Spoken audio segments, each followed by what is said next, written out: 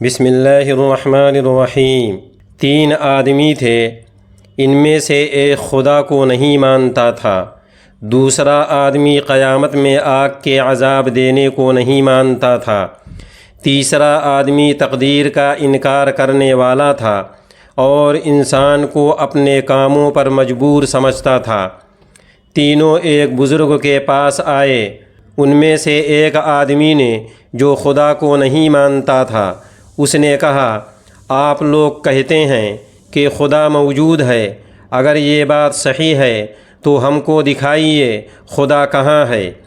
دوسرے آدمی نے جو قیامت میں آگ کے عذاب دیے جانے کا انکار کرنے والا تھا، اس نے کہا، آپ لوگ کہتے ہیں کہ قیامت میں گنہگار لوگوں کو آگ کا عذاب دیا جائے گا اور جنات آگ سے پیدا کیے گئے ہیں، تو بھلا ان کو آگ سے کیسے عذاب دیا جائے گا اور آگ کیسے ان پر اثر کرے گی۔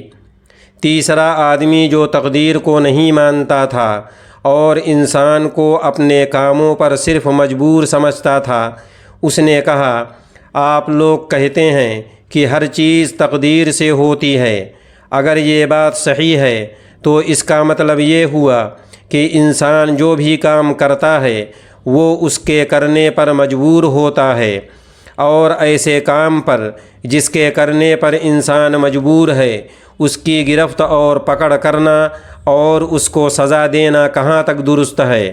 بزرگ نے تینوں کے سوال سن کر ایک مٹھی مٹی اٹھائی اور تینوں پر پھینک دی اور کہا، تم تینوں کے سوالوں کا میری طرف سے یہی جواب ہے۔ بزرگ کا یہ جواب سن کر تینوں بہت غصہ ہوئے اور انہوں نے طے کیا کہ حاکم سے اس کی شکایت کی جائے۔ چنانچہ تینوں حاکم کے پاس پہنچے اور ان سے سارا قصہ بیان کر دیا۔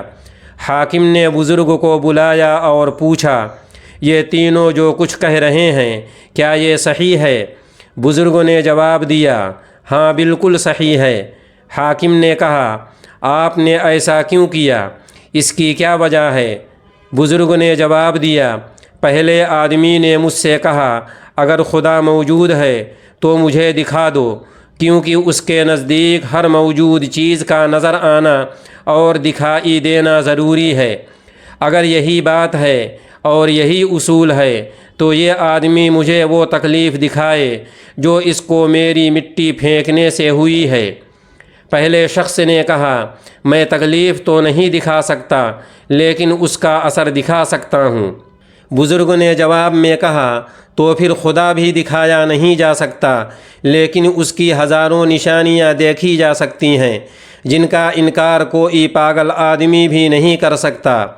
دوسرے آدمی نے مجھ سے اعتراض کیا اور کہا کہ جنات کو آگ سے کیسے عذاب دیا جائے گا جبکہ وہ آگ ہی سے پیدا کیے گئے ہیں؟ اس کا مطلب یہ ہوا کہ کسی چیز کو اس کی اصل سے عذاب نہیں دیا جا سکتا۔ اگر یہ اصول اور قاعدہ درست ہے تو اس آدمی کو مٹی سے کیوں تکلیف ہوئی؟ کیونکہ یہ بھی تو مٹی سے پیدا کیا گیا ہے۔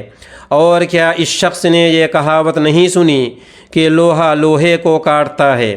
تیسرے آدمی نے تقدیر کا انکار کیا اور مجھ سے اس بات کا مطالبہ کیا کہ میں یہ تسلیم کر لوں اور مان لوں کہ انسان اپنے افعال اور کاموں پر مجبور ہے، اس لیے اس کا حساب کرنا اور غلطیوں پر اس کو سزا دینا صحیح نہیں ہے۔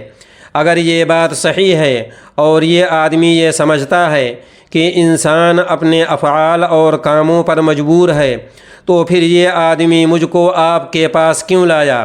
کیونکہ میں تو اس آدمی کے اوپر مٹی پھینکنے پر مجبور تھا، تو میری غلطی کیا ہے؟ بزرگ کے یہ جوابات سن کر تینوں آدمی بہت شرمندہ ہوئے اور انہوں نے اپنے عقیدے اور سوچ کو صحیح کیا، اور حاکم بھی بزرگ کے حکیمانہ جواب اور ان کی ایمانی فراست سے بہت متاثر ہوا۔